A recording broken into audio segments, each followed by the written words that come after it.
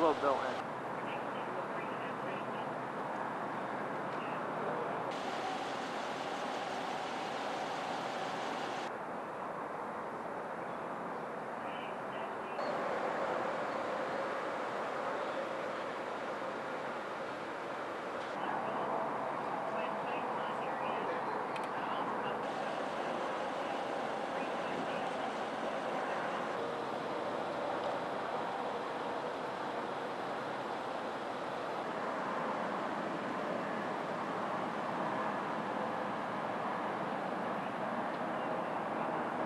One in 102. Those are your odds of hitting a deer while driving in Arkansas. I went by one the other day about 5 feet, standing in the middle of the road, and I slowed down as much as I could. By doing that, Gary Stevenson avoided a collision. On average, the State Farm insurance rep says deer-related crashes cause $3,400 in property damage.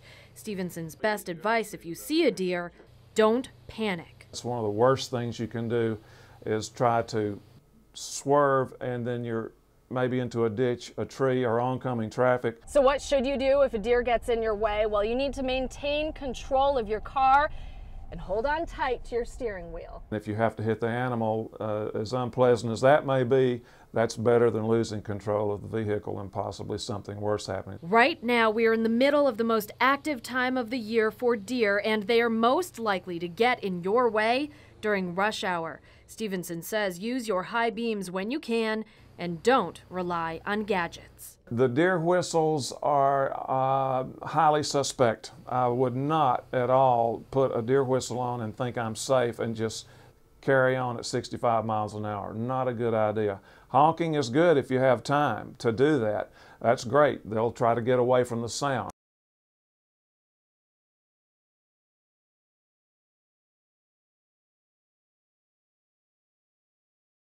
No cars in the parking lot. No one taking orders at the drive-thru. The menu no longer posted.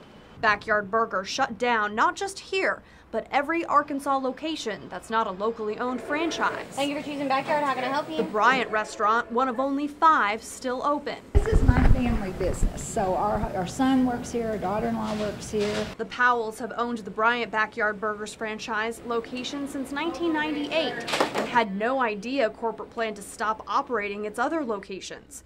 The Powells say it's a hardship for those employees, let go without any warning. The closure of neighboring Backyard Burgers will hurt their business too.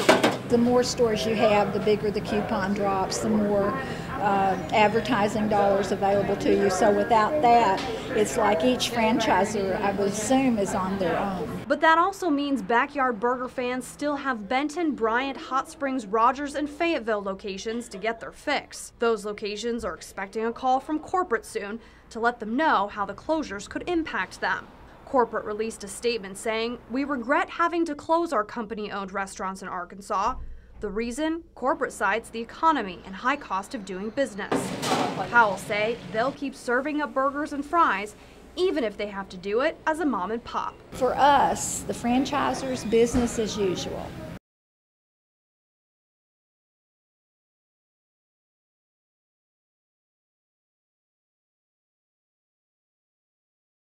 The Little Rock Technology Park Authority Board is presenting 4 potential sites to the public for feedback. The southeast corner of Asher University, close to UALR, currently home to a number of businesses. Another site, 701 Collins Street between 6th and 8th Streets, close to the Clinton Presidential Center. Demolition of some vacant buildings would be required, but neighbors in that area say the tech park would be a great addition. Downtown stuff is already happening. You have Heifer, you have Clinton, you have Axiom.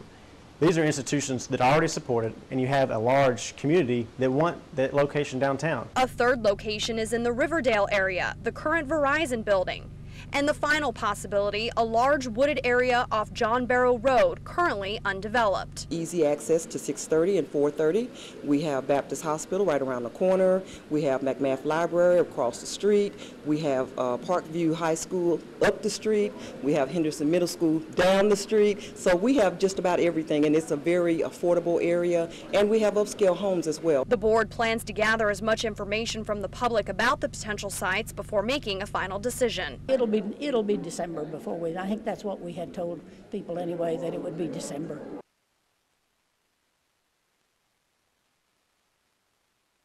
Deborah Prophet first gave us a tour of her apartment 2 weeks ago. Since then, Little Rock Code Enforcement inspected the whole complex and issued citations for management to fix the problems. We did notice some exterior violations, things that needed to be addressed. We noticed several premise issues that needed to be addressed. Prophet says the maintenance staff came by once, but the problems with her unit still aren't fixed.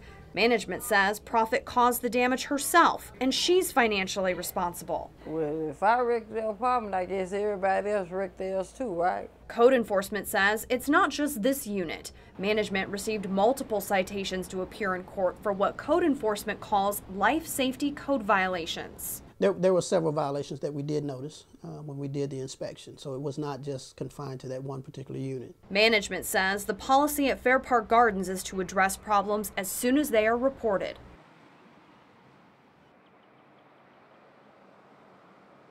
Tonight, we're getting a sneak peek inside the new Walmart on Bowman Road in West Little Rock. This store closed when the Shackelford Supercenter opened up, but they decided to make this store a supercenter as well. So they have everything here from groceries to clothing, your home items, as well as lawn and garden. The city of Little Rock is excited. This store is employing 300 new people, and the store is so big they even printed out maps for customers.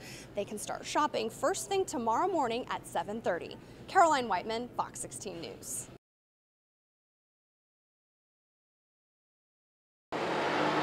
The Pulaski County Special School District says bus safety is taken seriously, with nearly 22,000 miles driving kids back and forth to school every day. We have over 300 buses that run every day. As a matter of fact, we have about 3,000 gallons of diesel fuel each day that we consume on our routes. Besides purchasing new buses for the fleet, the district is focusing more attention this week on bus safety. This is some of the promotional material the district is passing out to remind students how to behave themselves when they're sitting in these seats. Bus drivers say kids can be unruly. Yelling, screaming, and fighting can sometimes get out of hand. Janice Mosby says in her 4 years of driving a bus for the district, she's at her wit's end, balancing paying attention to the road and what's happening in the mirror behind her. Driving a bus, the safety, my thing is safety of the children, myself and the children on the bus.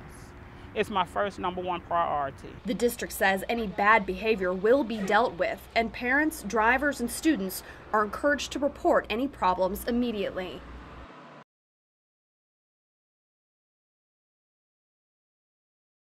The main focus of tonight's rally was to gain support in getting a Republican majority in the state legislature.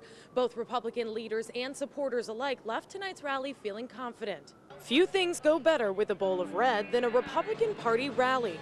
Tonight, party leaders like Congressman Tim Griffin and Republican Party Chairman Doyle Webb joined former Arkansas Governor Mike Huckabee on the microphone to rally supporters as the election approaches. Let's make sure that Mitt Romney is our next president, that we have a majority in the U.S. Senate and the Congress. But tonight's main focus was on local politics. This election is an opportunity for Republicans to take the majority for the first time in more than 100 years in both the House and Senate in the Arkansas legislature. Give the Republicans a chance. They have never in this state had an opportunity to have the majority of the House and Senate.